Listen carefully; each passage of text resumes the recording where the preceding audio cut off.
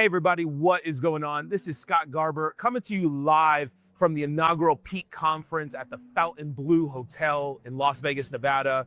Excited to have my good friend, portfolio company, David Wurth sitting next to me. Dave, what is going on, man? Welcome to Peak. How are things going? Thank you. Things are great. It's awesome to be here. This is the epicenter of all the connectivity happening in sports tech.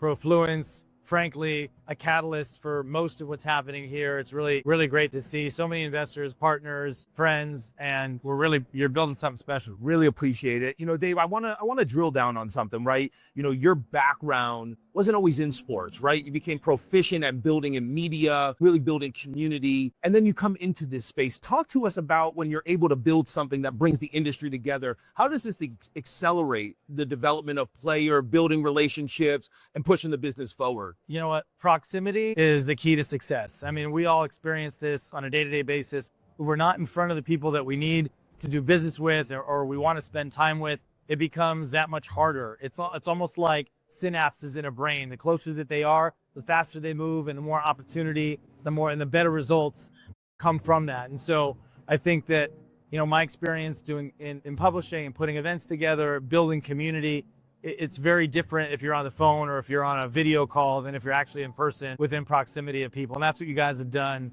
a really amazing job at today and tomorrow, obviously, as well, is just bringing the industry together, giving proximity to the players that can do business and connect and have meaningful long-term relationships with one another. And it's vitally important. It's so good, man. And I mean, look, you know, we have a lot of conversations. You're a lifelong learner, right? I think that's one thing I've always enamored about you. It's not what we're talking about, what we did yesterday. It's always what can I learn, what's out the windshield, not necessarily the rear view. Give me a little insight. There's a lot of really cool panels going on. There's institutional capital, there's innovators, there's platforms. What have you learned today from Peak that you didn't know when you came into it?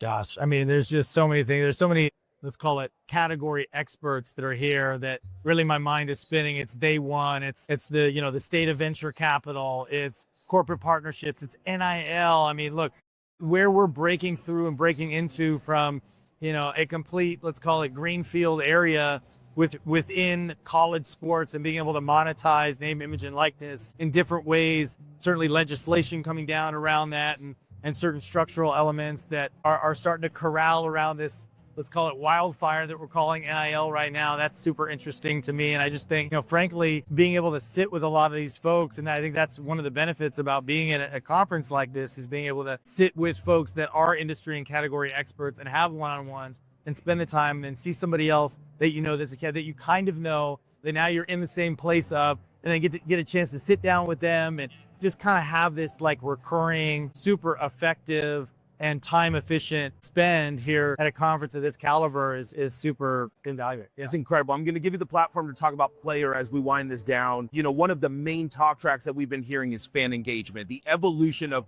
how do we structure data, how do we create a more personalized experience, and really, you know, capturing the imagination of where we can take this. What's on the horizon for PLYR as we start to look out for the rest of 2026? I have never been more excited. I mean, look, next generation fans, we all know, follow players over teams. They follow short form content moments over long form. And so what we've realized early on with PLYR is that the industry, the leagues and the teams are really struggling because they haven't set up their systems to facilitate this next generation fandom and behavior. And so what we've done at PLYR is enable that next generation fan to connect to sport through their favorite players and get right to the broadcast and get right to a betting opportunity and get right to a buying opportunity with commerce and merchandise and tickets and collectibles all through the players that they love around the moments that those players are in the action.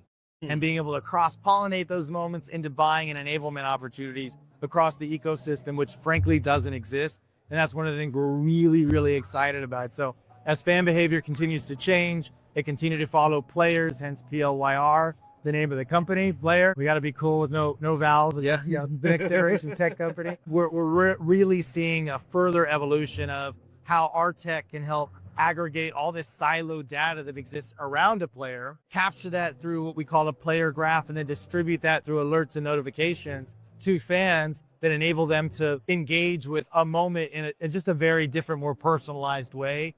And frankly, that's what the next gen fan wants. Yeah, absolutely. I mean, we're hearing that across the board, and it's been so fun to watch the evolution of your journey. You know, we always talk about from an investing lens, you bet jockeys, not horses, but it's really neat when you get a good jockey and that horse starts to catch up to it. And that's what you're building, that player. Thank you for everything you're doing for the industry, and let's keep building, my friend. Thank you.